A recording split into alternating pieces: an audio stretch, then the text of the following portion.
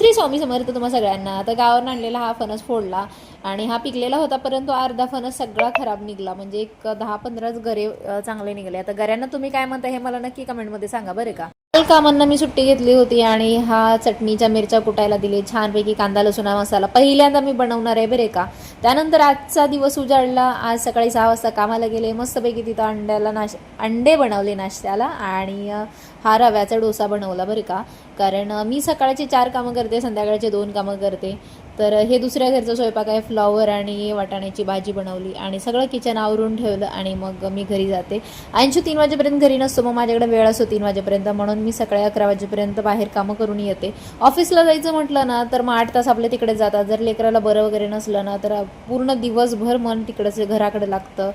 तर त्याच्यामुळंच मी खरं तर ऑफिसला जात नाही. आणि भरपूर लोक म्हणतात मग डे केअरला टाकू शकता ना, पण माझं पोरगं सारखं आजारी पडतं, त्यामुळे मी डे केअरला काय पोराला टाकू शकत नाही. आज पण अंशला ताप होता, त्यामुळं मला आज पण असं कामाला जावं वाटत नव्हतं. पण मी सुट्टी मारली तरी चालतं, त्यामुळं ऑफिसपेक्षा मला हे काम खूप छान वाटतं. कोणी कितीही नावं देऊ, काही फरक पडत नाही. तुम्हाला आपले व्हिडिओ आवडत असतील तर चॅनलला सबस्क्राईब करायला विसरू नका, कमेंट करायला विसरू नका तुम्हाला आपले व्हिडिओ कसे वाटतात. आणि आज ना नुसत्या जखमा होत आहेत. आज हात भाजला, त्यानंतर हाताला थोडासा कट बसला. म्हणजे आज नुसता ना दिवस खराब चाललाय. तुमचा दिवस कसा चाललाय नक्की सांगा.